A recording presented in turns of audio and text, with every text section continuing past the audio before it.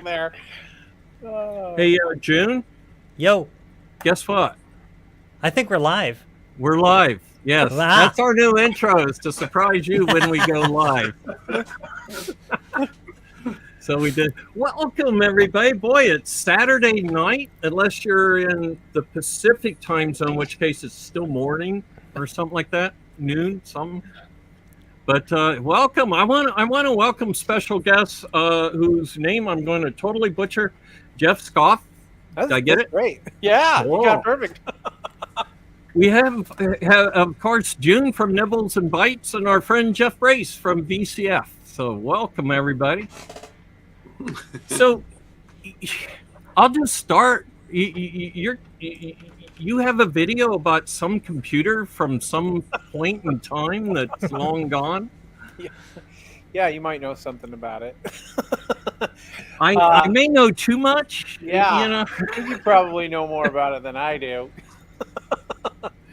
Yeah. Yeah, so for the past really about 3 years, I've been ramping up to produce this film called I Adore My 64. Right, And, I think the main thing to understand about it is it's not a history film. I think there's a lot of things out there about the Commodore 64 and its history and the history of the company, and they're great. I'm not at all downplaying the things that do exist. I think right, they're right, great. They've been great education to me. But this film is really intended more to focus on the Commodore 64 community as it exists today, and the people and the groups and events that are keeping the platform alive. So, in that way, I like to think it's sort of a unique approach. right, right. Yeah. Yeah, and that's what I had to find out about places like VCF because the Mm, first time I went to one, and it wasn't even called VCF yet. I'm mm. like, does everybody know this is old crap? You know? Then I realized, well, not to everybody, and then I realized everybody's friends, right? Yeah. That it's a community. So it's. I'm sorry, June. I just may have referred to stuff that's in the background there mentally when I said old crap. old crap. Yeah, that is a lot of old crap back there, for sure. And unfortunately, it's multiplied a little bit. It has, hasn't it? It's Yeah, you so know I've got an H8 all set up right there, Oh, right wow. next to the H11A. June's the So, only person I know that I get an email from that says, I have strained my back lifting the AS400 off the dresser to put in the closet. well, look, everybody has an AS400 on their dresser, of Yeah, course. right. Two Of or course. three. Normally. So back to and Jeff, we're going to keep doing this. We're going to Yeah. just keep branching off just like willy nilly Random and tangents. Swinging yes, it. right. Mostly because hardware engineers are involved. So what I totally get the angle you're going for. This is like the community Yeah. of today, and I saw like Bo Zimmerman in there. Who all's Hmm. in there?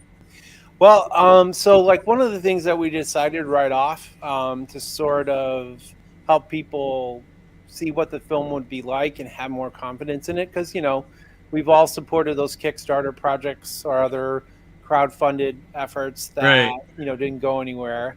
Was we're going to produce a few segments before we even try to launch campaigns. So the people that we were really privileged to get to talk to were, you mentioned Bo Zimmerman, and then right, shockingly David Murray right, agreed right, to be interviewed, and then Anthony Becker, who's probably more well known from the Guru meditation. He right. and Bill Winters have done a bunch of videos, and but if you talk to Anthony, he really got started on the 64, and he has a big collection of Amiga and Commodore 64 stuff. Some of it really kind of rare and kitschy. Like, well, one thing he has is a Commodore 65. Bo also had a Commodore 65. So I think probably just the privilege of seeing both of those things in person Right, right. was worth it. But yeah, Anthony has a huge collection. He has some odd things during that period of time when the Commodore name got licensed out to a bunch of weird products like MP3 players and all kinds of irons stuff. and Yeah, thermostats, Right, computers. and all kinds of stuff. And he also had some pretty old Commodore stuff. Like he has a Commodore typewriter, Commodore 2000 typewriter, some adding machines and things like that. So he has a really cool collection. So we just sat down with him and talked about his story. And then a guy named Leif Bloomquist, who's had a big hand. Okay, great. Yeah. He's an awesome guy. He was kind enough to sit down with us and give us a good interview about his personal experience with the 64, but then also sort of his connection to TPUG and World of Commodore, Toronto Pet, TPUG, Right. Toronto Pet Users Group, for those that might not be familiar, which I think, from what I understand, is one of the oldest Commodore user groups in the world, now, arguably. Let me ask real quick, do you know who designed the Commodore 64? Well, I have a smattering of knowledge, but that's a great question, because out of all the things I've seen and read, I am not clear on who the main designers were. And, people talk about the Max sort of being the first Commodore 64, but I don't know exactly how much of the 64 was derived from the Max. So maybe you could educate me on that. I can. So what I'm going to do is I'm going to introduce you to the guy that designed the Commodore 64, Albert Schaap here. Hi, Albert. How you doing? Hello. How are you? I'm good. We just had to do this, so I apologize. But no, there's a real issue here in that I didn't know who. I knew about Albert as the chip designer, but I didn't know about Albert as the C64 designer. So even internally, that we lost the message as it kind of, went through time. Yeah. So and people back then, you had to beat their stories out of them because they're so busy. They don't sit around and talk about, back when I was young a year ago. So what questions, Jeff, since you've been blindsided by Albert here? You know what, Bill? I heard you like to do this to people. Bill just dragged me into this thing, and Bill and I've been working now, I guess about a year now, right? Bill and other projects. A year and a half now, Yeah, I continue to design stuff. I love to design, so it's fun stuff. But yeah, Commodore. Anyway, it's hard to believe it was over 40 years ago that I left Commodore. But it was a project when I worked on it. I mean, so when was the 64? When was that moment when it was like, ding? It's from here. It's going to become a 64. I am a video game guy. Okay, I mean the original VIC-20, the video chip that I designed for that was for video games. Okay, and I love video games and. Actually, the original, I designed a ROM for Atari when they wanted to do the Asteroids game. Right. And it wouldn't fit enough. They didn't have enough room for the code. So I designed a bank switching ROM for them that allowed them to get double the amount of ROM in the space. And as long as they clicked one particular address, it would flip over. So it allowed them extra space to be able to do the Asteroids game. But I love doing that kind of video games was what I was into. And so the VIC-20 was the first attempt at that kind of a project. And Bob Yanis, who was really the other designer, there's about 4 or 5 people that are involved. Myself, Bob Yanis, Bill Russell, and a couple of other guys that were involved, that were really the main drivers of that whole project, okay? Both the VIC-20. So Bob Yanis, I actually was interviewing people to bring into Commodore, and he was a student, and he saw the VIC-20 prototype that the chip, the VIC-1, the prototype that I had designed, and he said, "Gee, can I do a student my senior?" we call that Commodore attitude. Right.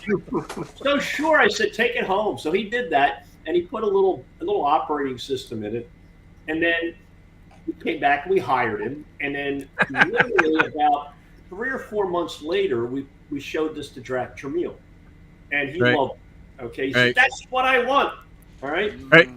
So then that became and eventually that got put into Chuck Peddle's group out in Palo Alto, and then they turned that into the VIC-20 after a lot of grief. Chuck was he was not into the home computer thing. Okay? Right. So he wasn't. He really was not about that. But at any rate, Dak insisted that it be done, and the VIC-20 became a very, very positive project, and and Seiler did a good job on that. Yes, who it was given to. Yeah.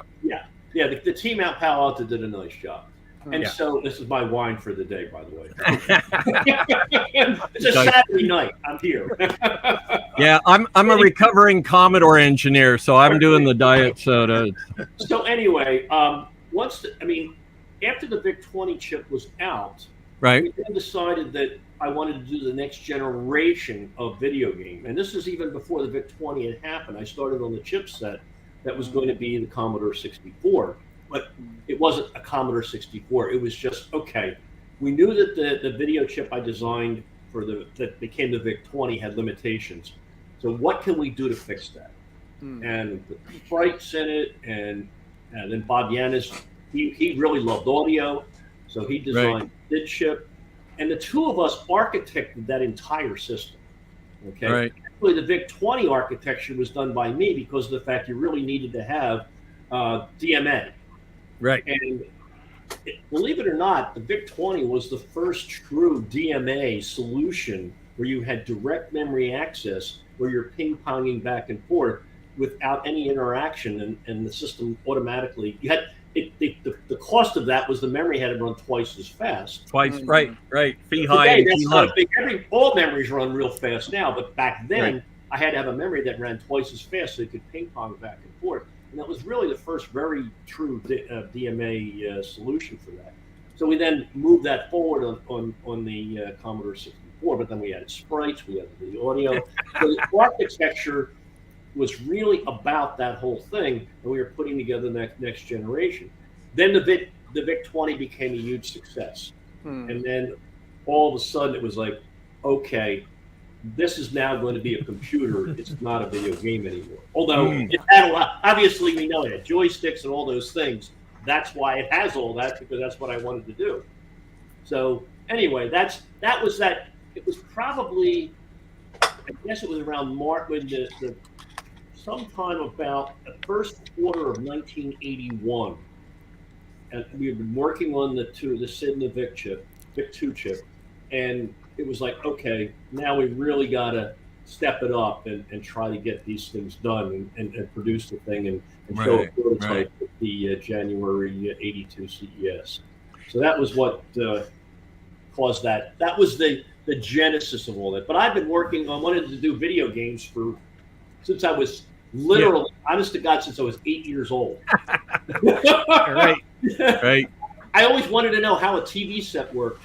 And that's why I became an electrical engineer, and then I designed chips to control a TV set. Right. Wow. Now, awesome. Didn't you tell me one time that the 64K that was a Jack marketing? Correct. Yeah, the original architecture was a 16K RAM architecture, because 16K dynamic RAMs were the prime. That was the main capability at the time, and 64Ks were just becoming available, but they were very expensive. So in one of the meetings we had with Jack, he basically said, I want you to redesign this so that it has can use the 64K DRAMs. Okay, at which point that's when we put in the bank switching. That's when we redid the 6502 and added the register for the bank switching.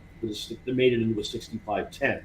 So I banged that out in a few weeks, honestly. Right. But it was a little messy, because the O2 could really only handle that, and we had to have space for the video to have its space. I/O and stuff. It was a little messy in terms of the memory architecture was messy. But it was the best we could do in the short notice we had, because literally it was like, okay, we're designing the chip. Here we are in June, and we got to get this done in December. And then we had this other whole memory management system. And, right. So that was, but it was the right move, and I loved it because of the fact that we get more memory to play with. That means we can do good video games. Right. Mhm. And you can still put 64 on the box, right? Right. Whether it was all there or not, it's Right. yeah. Yeah, that was a key piece to the whole thing. And I thought it was great because it was pushing the envelope of Right. what technology could do, and that's what I love to do as well. So I want to introduce you to everybody here, and then ask Jeff to talk about his project a little bit. Above you on the screen is June from Nybbles and Bytes, and also a Google engineer. We've been talking Good to meet about you. her. Yes, Bill has mentioned me. Had mentioned you. It's an exclusive, or it's Yeah. we have Jeff Brace from VCF, who I think you know. Oh, Albert. Can I get you to come to VCF East to be interviewed by Dave McMurtry about timelines and where you guys moved to, and Yanis, and the When is timeline that? of it? That'd be in the spring. Probably. I mean, if that's far Yeah. enough out, I should be able to lock that out. Yeah, April Right. 5th, 6th, and 7th. So you will have heard it by then a couple dozen times. So that's how I worm my way into your thinking. Bill's very good at getting speakers. Oh yes, I know. He has roped me into a few things here and there. Yes. The But strategy. Bill and we're working on some projects together, which are very interesting. So it's turned into a nice Yeah, symbiotic. we're having fun. It's Good. it's funny. We're like the two guys that know how to design a Commodore 64. If you think about it. So, hey Jeff, tell Albert about your video project and the view you're taking. What's the unique selling proposition of this thing? Yeah, so I was saying a little bit earlier that the film that we've been winding up to produce for about 3 years is really more of a focus on the community as it exists today. Collectors, preservationists, hardware designers, software designers. There's been a good number of films, I think, on the Commodore 64's history and the history of Commodore 64 as a company. But not a lot of focus on what's happening today. And that kind of intersects a little bit with my own story of, having gotten a Commodore 64 in 1983, when I was like 10, 11 years old, and just having a huge impact on my life, and then continuing inadvertently, not by my own design, to be involved with other Commodore machines as time went on. Like when I was in high school, I had exposure to Amiga 2000 and the video toaster system, and then used that in college and at my first job. And I was like, Commodore was always there, even though I didn't. That wasn't the path I designed. And then got away from it. I think early to late 90s, but probably about 2017, 2018, I saw a video on the internet. I was like up late at night taking care of my newborn daughter and poking around on YouTube, and a guy I'm betting most of you know, Dan Wood, on the Retro Hour, I saw a video that he created about how the Commodore 64 could get on the internet in this day and age. And I was like, what? Yeah. No way. And that sort of kicked everything off for me. And I was just shocked and surprised. I mean, I guess I always figured in the back of my mind, well, there's probably still people that are interested in the Commodore 64 and, still do stuff with it. But I had no idea the global community that exists and how many people are passionate about keeping it alive. And it was just shocking to me. And then, I got more involved myself and started, I thought I'll just get one, to try it out. That's how it starts. Yeah, exactly. Now I got to have a room full of different Commodore stuff, Commodore 64s and other machines I didn't have when I was growing up, PET and Amigas and stuff like that. And so, I'm not an engineer by any stretch of the imagination. Would never, not that smart. Not a programmer either. Could never, work in machine language, I don't think, or most any other programming language. But I started to think about how can I contribute to this community? I'm not either of those things, but I am a filmmaker and have been a career filmmaker for about 25 years. So, I'm like, maybe this is the way.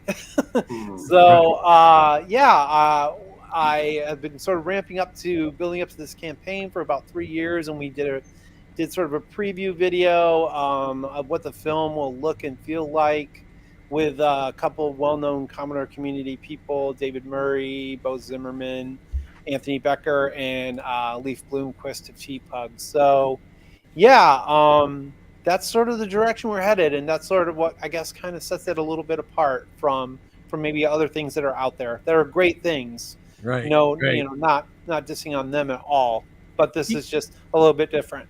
You should get an intro from the guy that designed the Vic chip. Yeah, that wouldn't hurt. Maybe somebody will twist his arm for me. Oh yeah. Right. June, what was? Do you have an early memory of the Commodore 64? Oh gosh. Actually, it was of the VIC-20, believe it or not. Oh, okay. So my first Commodore computer was the VIC-20 in 1989 when I was 8. Wow. And We you picked went it up on to out of become- a. His first computer was a VIC-20, by the way, Elon Musk. Oh yeah, Oh. I have heard that, right? Yeah. It wasn't long before we got a 64, though. I got a word to pick with you, Albert, about the Elon Musk thing. Then, Oh, okay. That's the rumor has it. I don't know. yeah, karma's a bitch, man.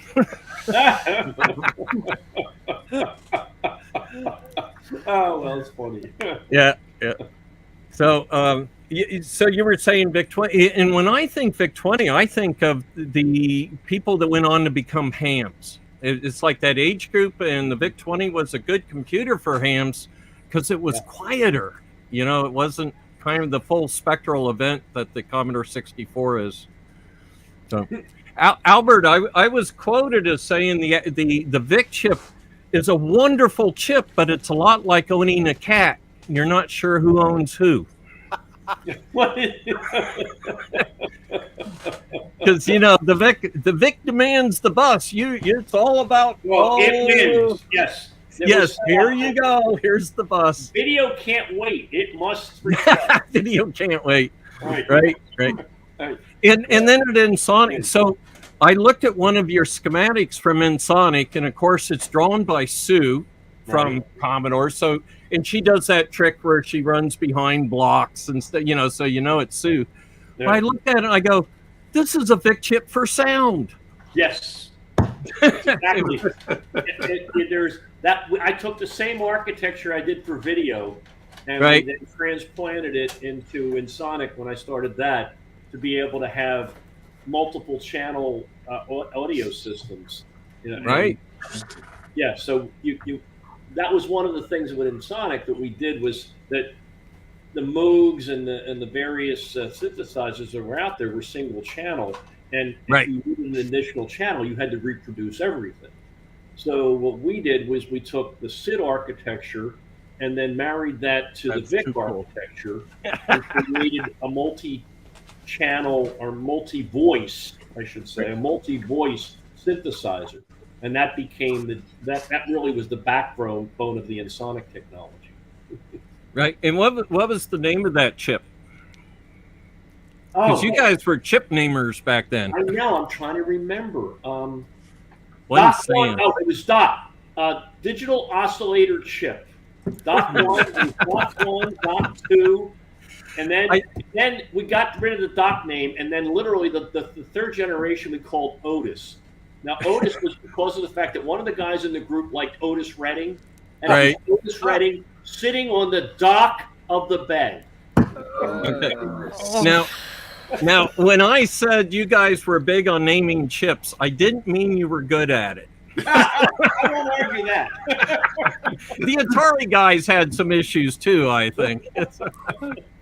Yeah, it was sort of like ad hoc, very quick. Right. So, are you surprised that the Commodore 64 is still around, Albert? Me? Yeah. I am amazed. I mean, Same here. I mean, I really liked working on it. It was really something that I was proud of.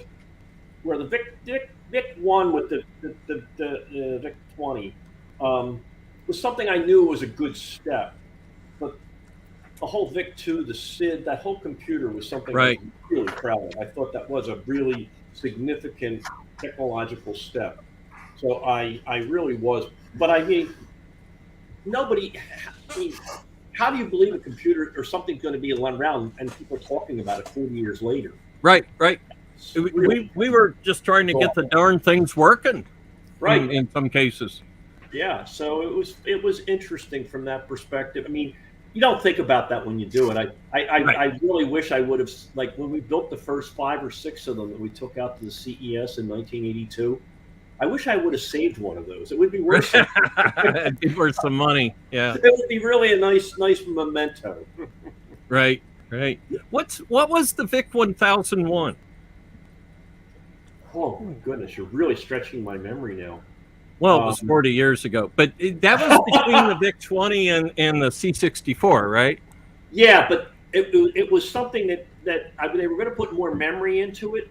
That was the thing, because the VIC-20 only had like what 4 or 8K, I believe, and they were going to do a 16K version of that. Yeah, but it was you know, like it's like it was a way of extending that line, but then the Commodore 64 was on the line, so that it never saw the light of day. But in case it was sort of like it was a backup that we weren't working on it at the Commodore Valley Forge. We weren't working on it there. It was in Japan, right? Yeah, correct. If we missed our deadlines, that might have been the backup. Right. I'm familiar with that thought process too. You know, whenever we worked, we could tell there was a net there named Mitsumi or somebody just waiting to take our jobs. You know. Yeah. Right. Well, that was Jack creating the competition between that's what I'm getting at. Yeah. Forge, right. Yeah. I mean, there's always that competition. Hey, didn't the Commodore 64 start with a faster disk drive, or was supposed to have a faster disk drive? You're bringing up all my bad memories. Does it hurt when I do that? I'm not touching you. I'm not touching you. When we designed it, it was going to have a higher speed memory interface. Okay. And, because I knew that you needed that to download games faster and get updates and so forth. Right. And unfortunately, the VIC-20 had the slower hard drive. And there was a whole warehouse full of those puppies. Yeah. And they said, nah, let's just leave it let's leave it the VIC-20 disk drive interface. So I was forced to put the slow interface on it. Wow. And that really bugged the shit out of me. I heard marketing had some input on the slow interface. Yeah. Well, again, back then you got to remember the marketing folks and I mean the only people who knew what was going on and where things were going are my contemporaries. I mean, I knew Steve Jobs, I knew Bill Gates. I mean, I met them at Commodore, and you know, there was a lot of visionaries in the industry at the time, but we were all engineers and we were trying to drive it. But then, you know, I mean, I remember the marketing and people, Jack Tramiel, when the +4 came out. And Jack literally, this is one of the reasons I left Commodore, is Jack said, well, you know, a computer's just a big calculator. You got a word processor, you've got a spreadsheet, you got, you know, well, back then it was like PowerPoint. Right. It wasn't PowerPoint back then. And it was like 4 things. And he said, well, you put 4 apps in it, what more do you need? Right. And that sort of was the mentality of a lot of folks that recognized that that's what happens. I mean, even out in Silicon Valley, when I left Commodore and I tried to get funding, I was actually going to do the Commodore 80, which Jack wouldn't let me do, which is why I left. And I tried to get funding in Silicon Valley, and even the folks out there went, well, and literally, this is what I was told. IBM's got the high end, Compact's got the medium, middle end, and Commodore's got the low end, and there's not room for anybody else. Right. Can you imagine? Wow. So, and when you mentioned the +4 and those 4 attributes, right? Those 4 features, to me, the 5th attribute in Jack's mind would have been, and it's cheap. Oh, well, that's always the case. Right. It's its own quality that whatever it is, it's also cheaper than anything the competition has. Is why we need a new. That's why we needed TED. It was cheap. Yeah. I mean, and that's certainly what made the Commodore 64 have the longevity. I mean, it became affordable. It was the first affordable computer, and I mean, I told Bill about the arguments that Jack and I would have about components and quality, and I remember the biggest one of the big ones was he was willing to put the 64K RAM in there, but then I wanted to put a higher quality RF modulator in there. Okay. Jack basically was fighting me on that, and then one day I took him out into the lab and I said, well, "Here's the one you want.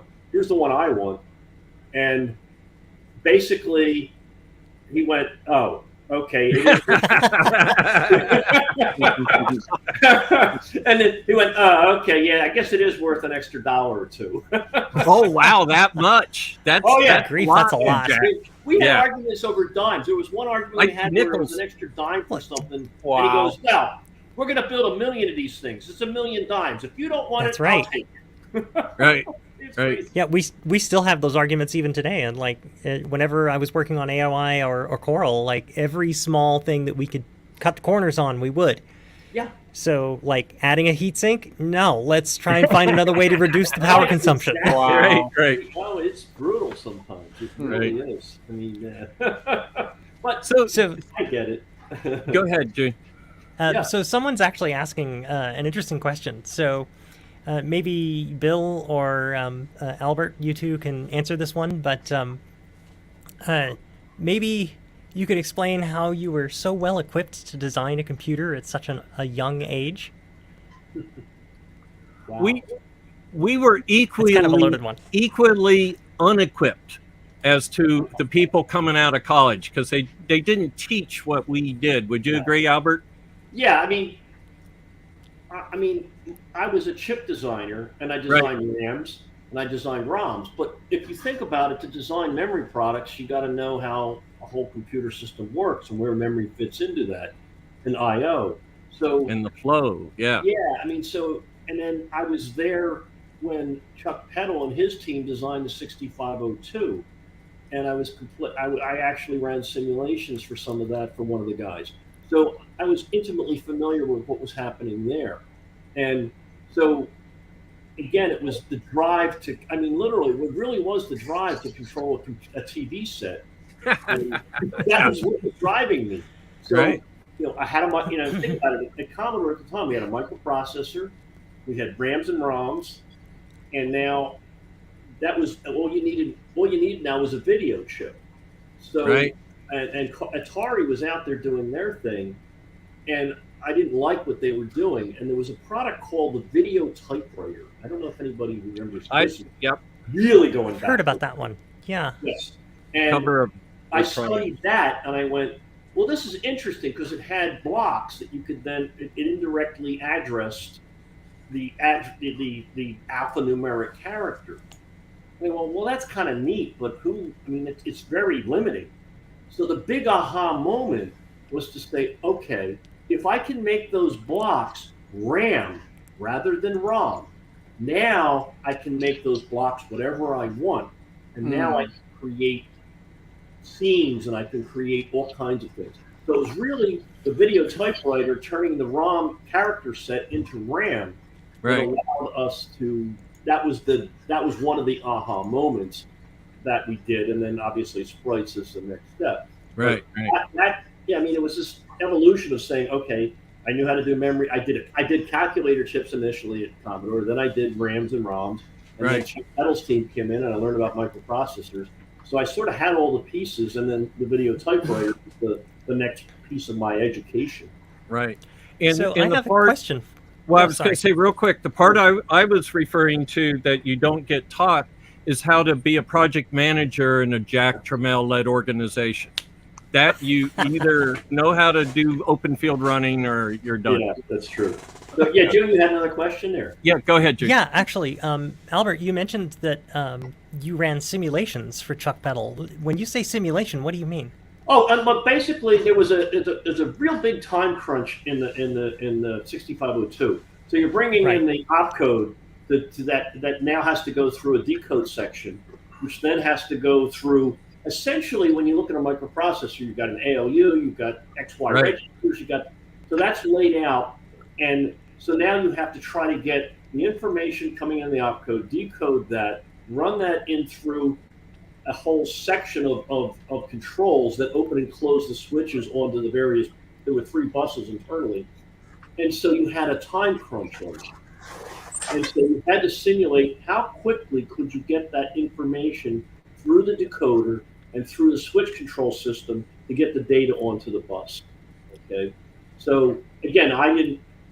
Spice, right? I was a memory designer at the time. Okay, and one of the guys there asked me to run a simulation. The other guy, I'm trying to remember, Bill, the guy who's out in Arizona. I forget his name. Oh, Mensch. Bill Mensch. Yes, Bill Mensch. Bill Mensch was the key architect. Him and another guy, Will Mathis, was the key architect of that. And Bill was responsible for most of that. Will asked me to double. All I did was take the information and just run it again, just to verify what was going on there. But it taught me all of the pieces about how a microprocessor worked. Right. So were you using Spice or some other tool? Yes, Spice. Okay. I mean, literally, we had an IBM 360 in the basement, not in the lower floor.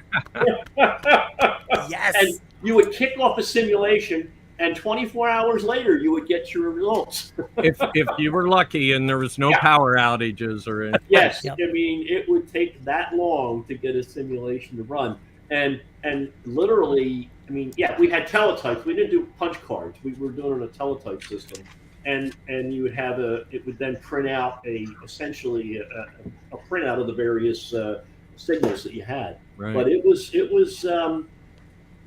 I always talk about it as though we were designing chips like with bear claws and right. Stone hammers. Yeah. To be honest, we're still doing that. I mean, we don't have to do the simulation like in 24 hours, but like when I'm actually working and we do a synthesis, it takes 24 hours. And then we can do our simulations and all the checks and stuff. And so we've changed the process a little bit, but yeah, I mean, it's not all that different. Oh, okay. Well, we have to get together and talk about this. Yeah. Because it's nice going, in quantities of 1,000,000, what was your answer? Yeah. So, Jeff, give us a shameless plug for your project. Yes. I mean, it's really in a lot of ways a love letter to the Commodore 64, but also to the community that surrounds it.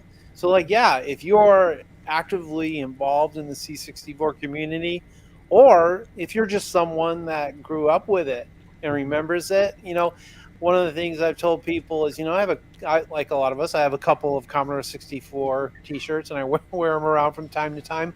And I'm telling you, I cannot go anywhere before someone stops me and it's like, "Hey, is that the computer from like the 80s?" I had one of those, or my buddy had one of those. It's like you can't go anywhere, and somebody, they stop you and they want to tell you the story about what their intersection was. Right. Or like I'm a programmer now, or or whatever. But that's where I got my start. And I think when that started happening a lot, that was when I started to realize, man, there's a lot of people out there with a lot of stories. And so the film is really intended to be that. It's not like, hey, let's go back and relive the history of Commodore. It's like it's a celebration of what's going on today. So if you love it or did love it at one time, you're going to really enjoy the film. So we're currently closing in on the last couple of days of our campaign, and probably the easiest way to find it is just to go to idormy64film.com right there over my shoulder. Right. And that'll take you to our campaign site, which is not Kickstarter. We thought about using Kickstarter, but for a lot of reasons we went with this more independent film focused crowdfunding platform that has Right. sort of a guided process and a lot bigger success rate than Kickstarter. So yeah, would love for the community to come around it and make it happen. So we're excited. Yeah. Very cool. Yeah, I also have a link in the notes. Hopefully I got all the spelling correctly. Thank you, copy and paste. So, What was that Yeah, about Al- technology?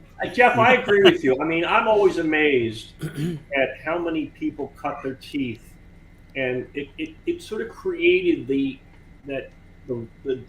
huge number of software people that learned about, down deep, and you had to do all the pokes and peeks and so forth to get things to work, and they learned about computer architecture from the product.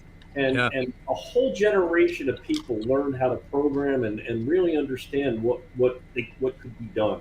And it was really satisfying. Certainly, after the fact, it was not what we were. We knew we were doing a neat computer, and that was fun, and all Right. the bells and whistles that it had. Right. What is that? What's that? Hang on, I'll This get you this is a zoomed in. cart that my dad well, my dad designed it. This is a menu loader that he was trying to start a business building these carts. Basically, not a fast loader, but essentially an easy way to use all of the Commodore DOS stuff. Right. Yeah. So and there was yeah, so many people doing all kinds of interesting things there. So that was the satisfying after the history of that. And Jeff, what you're doing, I think, is the right thing, is to say, wow, to explore what people did with it and how they learned and how the industry progressed because of the fact that this was an affordable computer that was a real computer at the time.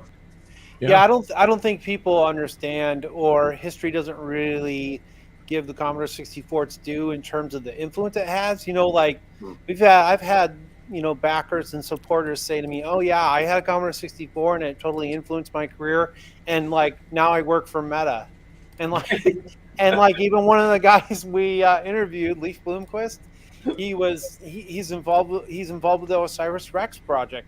That's delivering materials back to the Earth just a few days ago. And he tells us in his story, yeah, the Commodore 64 is where it all started for me. And I don't think I'd be doing what I'm doing today if it weren't for that. So it's had a tremendous influence that I think in some ways has kind of been lost. So it's not the focus of the film, but I think it does help raise awareness on like. I like that because of the fact that it's a nice piece of hardware that then unleashed a lot of creativity, and that was sort of, even though, again, as I said, it was about trying to literally, how do you control a TV set as best as could be done to make a really nice game, but it unleashed, it led people to get to control things, to be able to play with it.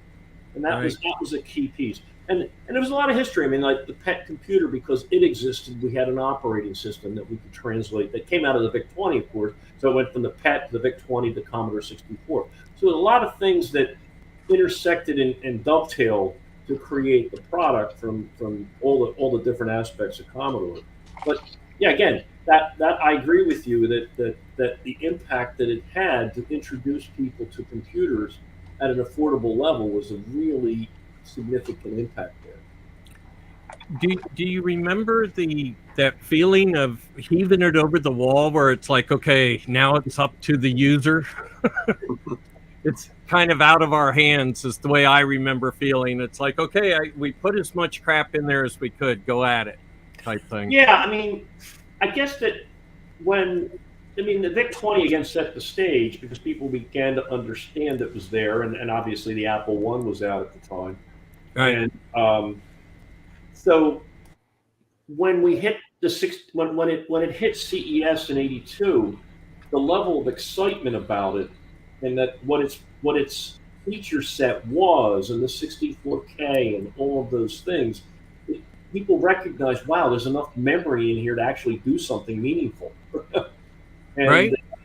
So it was that moment that the CES of January '82, and then that preceding the following 4 or 5 months, that's where the momentum was really noticeable, and that my goodness, the push to get it into production was just, oh my God.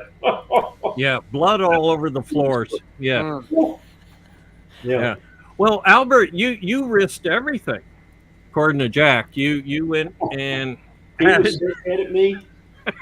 I'll tell you a quick story. Okay, Yeah. When the original 65, the original Commodore 64 that we introduced at CES was only capable of about 36 characters on the screen because it had to run it was running at a dot clock of 3.5 megahertz, and it annoyed me because of the fact that it couldn't do 40, and number two was the fact that the dot clock and the color clock back then, when you had this interaction between the Right. TV screen. So if you put a 1-0 pattern, it would make a color, and that I did not like that. I really, really did. So after the CES show, I made a change to the chip, so it would change. It would separate the dot clock from the color clock, and that was a problem because the chip finally came out and there was this shimmering effect that occurred. Right. Okay.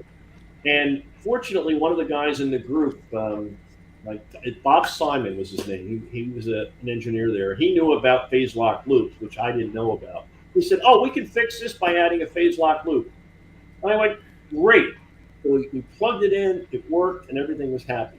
So anyway, the word of what I did filters to Jack Tramiel. He comes in one afternoon. He comes in at one afternoon, and he calls me down to his office, and he rips me up. He goes, "You risked my entire company. What were you thinking? You didn't need to do that. What are you doing that for? What was your backup plan?" I said I didn't have one. I knew it was going to work. But he was so mad at me because you risked this entire company because of the fact that you wanted 40 characters. I said, "Yeah, I did." Yeah. Oh God, that was funny. But hey, it worked, so I was good. Yeah. Well, and it's kind of proof that the engineers get to do the design a lot of the time. Sometimes marketing gets a hand in there, but a lot of times we're a little quicker than they are. Yeah, the disk drive was the biggest thing. Had it had the higher speed disk drive, I think it would have even allowed more power to it, because you could have really downloaded programs and had some virtual aspects to it. Yes, someone was asking about why was it never patched later on? Was it just because of the compatibility? Yeah. So I know there was a whole industry of fast loader cartridges, and Jiffy DOS, and that mostly worked. And probably. Software that sped it up. It's interesting. People talk about that, but like from my personal experience growing up with it, I didn't think about that. I didn't think, man, this disk drive is slow. I started out with a cassette drive. I'm like, that's slow. And then the disk drive, I thought I died and went to heaven when I got that. And I didn't have really anything to compare it to. That's true. I wasn't like, oh, this computer over here is loading faster. It's just like, I just accepted it as a reality, and I thought it was fine. So. Yeah. Aside from the disk loading, is there anything else that you would have liked to have seen get into the 64 that didn't make it in? No, really not. No, I mean, it really did have. Okay, I wish that I would have abandoned the block structure for the video and made it a bitmap rather than just block structure. Okay. That would have been APA? nice. But I didn't have the time. I mean, the VIC-20 was set up that way, and I copied that architecture over, and then we added the sprites, and we increased it to 40 characters. So, but you couldn't. It was really. It would have been not. I mean, a bitmap is a nicer feature to design with rather than the block structure that we had. Right. It worked, but again, it was a detail. Okay, but ultimately, no. I mean, it really did have all the features that we had hoped to accomplish there. It really was a complete product. It was what we had envisioned. Literally, it was where I started on this whole video project back in 77, 78. Right. the 64 was the VIC 2 was the culmination of that. Right. And if you've seen the demos that run on the VIC 20, we don't even know all the modes that you build into it. It's amazing. So- I'm always amazed at how much. I mean, I knew that about the interrupt structure and be able to reuse the sprites and reuse the block structure, and I intended that to be there. I knew that it was there when I did it, but I didn't know if people would be able to take advantage of it. And when they actually did, I was like, wow, it worked. Right.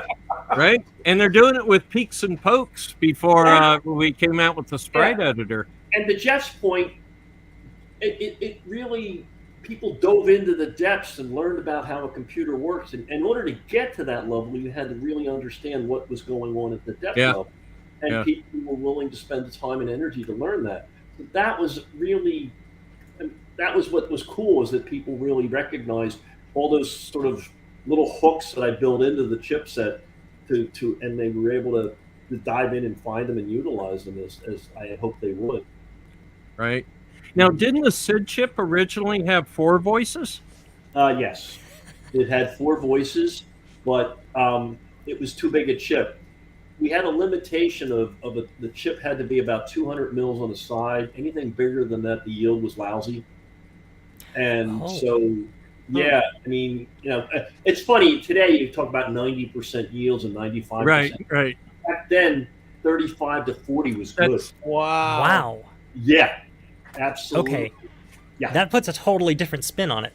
Oh, yeah. So all of a sudden, the chip size was really significant because that and you get a few more die per wafer, and so we basically had a limitation. It couldn't be more than about 200, 210 on the side.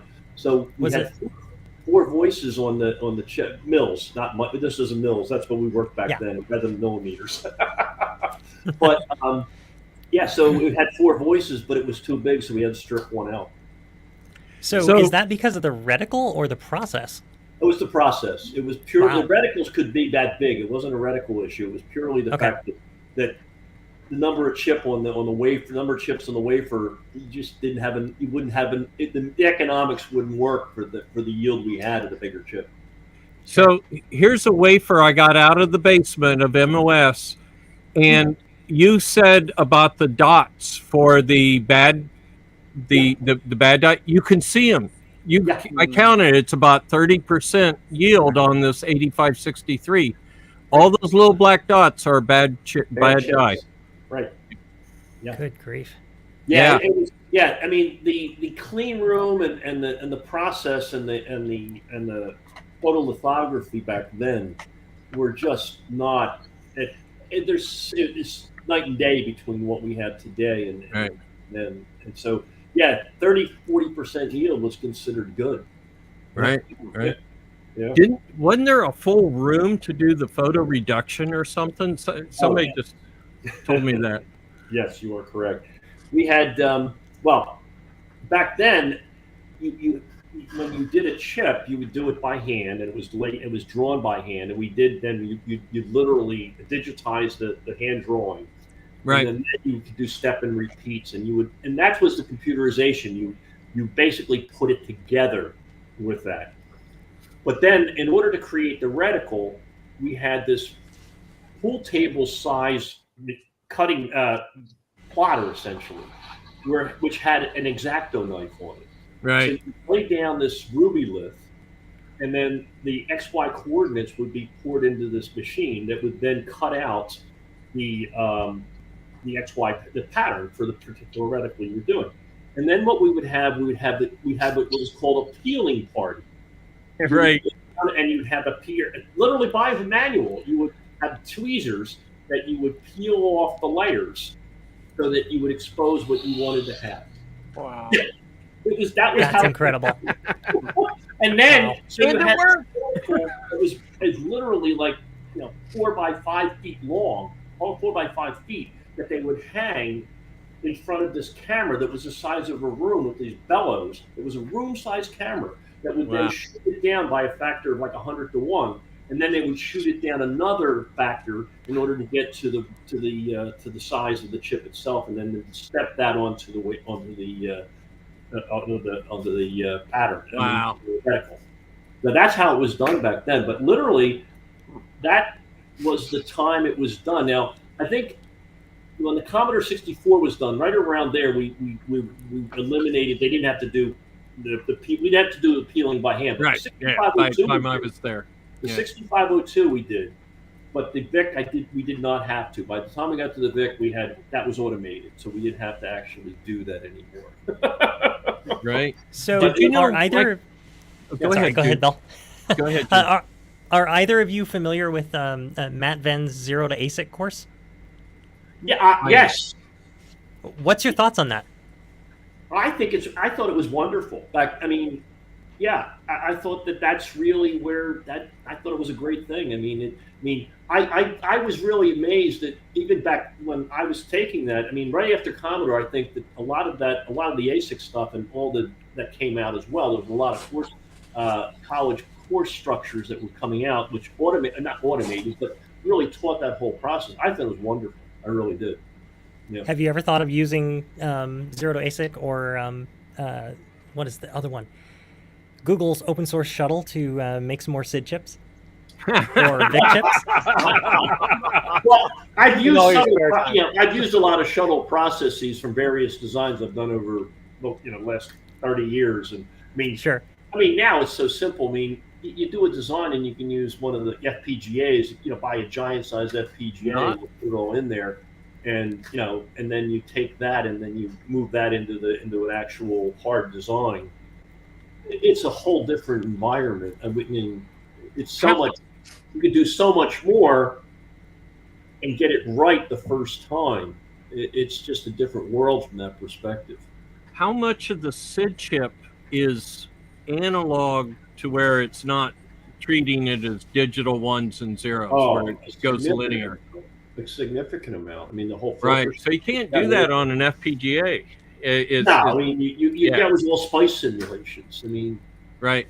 Sizes of transistors. Yeah. Even like all the whole video structure and the whole color matrix structure we did on that was all done in simulation with hardware. With the analog, there was no digital there at all. I'm glad to hear that. I called the SID an analog chip in a digital world, and I got called on that in my comments quite a bit. Oh, really? Oh, yeah. It really was. But I figured it was analog because it takes what was it? It takes in the 9-volt AC. Yeah, right. 9 to 12. Yeah. Yeah, and that's what because you needed that to run get reasonable noise control out of the thing. Right. Right. Yeah. Right. Yeah. Unfortunately, the engineer that did the HMOS version of the SID chip changed voltage, did some other things. I never saw him listen to it. Whereas I can picture Bob Yanis listening to the SID chip. Yeah. I can't picture this guy from Intel listening to the SID chip. That's not what he did. Well, Bob was an audiophile. He loved audio. Right. That was his thing. Yeah. So, Jeff Brace, what would you ask Albert while we got him? Oh, ask him to come to VCF. Well, yeah, I saw you there. I saw your, well, yeah, was that the one we were at in Jersey? Is it? Yes. Yeah. Okay. That was the big, not this year, 2023, it was 2022. It was the 13 Commodore engineers all on one stage. I was sitting right next to you, and Bill was on the other side. He almost fell off the stage. So here's what happens, and Jeff will corroborate this with me. You ask a group of people, your first group, your friends, right? Come on, bros, I need you on stage. I don't know. It's so far away. Well, I'm asking you so you have time. Okay, second group of people, can you make it? Oh, maybe. All right, third group of people, I'm panicking, right? And then all of them show up. That's what happened. So, Jeff, what are you planning to have there next spring? So I can tell you the theme of the show is the rise of the GUI. because it's the anniversary of the original Macintosh. But did that on purpose. But and I'm also thinking about a T-shirt which gives homage to the mother of all demos, the Xerox PARC, and then the original Macintosh, because that brought it to mainstream consciousness, and then the Amiga, and then Windows, because they were all very significant. Yeah. The second theme is computer art. I've always wanted to have something with graphics, but computer art is generalized among all computers. You can have ASCII art, and all the way up to PaintShop Pro or Deluxe Paint. So we're going to continue what we sort of started it in last year was with the Commodore Roundtable, but we want to continue. And this year we did two roundtables with YouTube stars, but we want to continue the roundtable idea.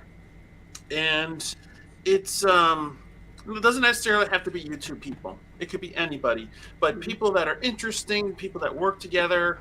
Bill and I have been, every once in a while he's like, what do you think about this? What do you think about this? So we're sort of tweaking the idea right now, and maybe we might have, instead of Bill, we might have a different person moderate it, because we've seen me. Yeah, you get a variety. Plus, and we're also, so those are the two things, and so. I'll be starting to build up other speakers, because we were actually quite full last year. I had to create another hour on both ends of the show, but I have to be respectful of the AV guys, because they're not getting a break. So I have to hardwire lunchtime. So a lot of stuff. That's in terms of speakers, and I'm trying to figure out a solution to consignment, because it was squeezed into this cafeteria. So I have an idea of where we're going to put it. It's just a different building, and to expand it to the outside area. So I'm trying to come up with ideas and solutions to use what space we have available at InfoAge, because relatively it's pretty inexpensive compared to going to a hotel space, because they're $30,000. I'm like, well, I'd have to charge $100 per person to make that money, and I'm trying to keep it affordable. So a lot of different tweaks here and there. I'm not going to do any live streaming this year. It was just we don't have the bandwidth to do that. I'm considering doing something where if you're on site, then you can maybe see it on some strategically placed screens, but we'll have to see if I can get that done. So a lot of different things going on. We may have we had when you were there, I think it was Commodore, it was Apple II classroom. Last year was a Commodore classroom where we had instructor teaching on real machines, and here's how to do basic, here's how to do assembly. I think this year we're going to do Atari computers, just because they're more easily available, but a lot of different things. I try to make a lot of variety, and you can see that in all the videos, that all these little tiny YouTube channels, I'm like, I didn't know about this guy and this guy and this guy and this guy, and well, that guy's very interesting, I'm going to invite him to the roundtable next year. So, but they were saying how they wouldn't come down, drive 5 hours from Boston just for a swap meet, but they would come for all of these different things, because it's worth their time, money, and effort to take time off from work and vacation time, Right. So I figure if we get Albert for 2 days, Friday and Saturday, I don't mean to push the boundaries there, Albert, but I can tell you, in 2 years, Bill and I have been planning this for already so far a year. The anniversary of the 128, we're going to invite a lot of Commodore people, 128, Amiga people. Eaters. Yeah. RJ, because the T-Pug had connected me with RJ McCall. He's in California. We may not get all the California people, but maybe you could push that to the West. So, but anyway, that'll be the big Commodore year, 2025. So you're invited definitely to that one. We come every year. Be there, be square. It's interesting. Right. Hey, Albert, before we go, did you hook up with T-Pug? I sent an intro email between you and Nico. We never connected after the intro. I don't. All right, I'll bang again. They're Okay. very interested in having you. So, Oh. and Jeff, one more time, I want to spend some money on a Commodore 64 video. Where do I go? Right. iadoremy64film.com is the easiest way to find it. Yeah. Cool. Very cool. Go there, spend your money. It's not too late. Yes. Yep. I did All right. $100. I want the Blu-ray version. Yeah. of the documentary. Okay. Yeah. Yeah. $50 4K. gets the Blu-ray version. Yeah. Albert, somebody gave me crap the other day about my computer didn't have really an HDMI output, and I had to remind people we didn't have blue back then. There was just RNG, no blue. All right, everybody, thank you for joining us tonight, and everybody have a happy and a safe weekend. Thank you. All right. You too. That's left. See you, So folks. long.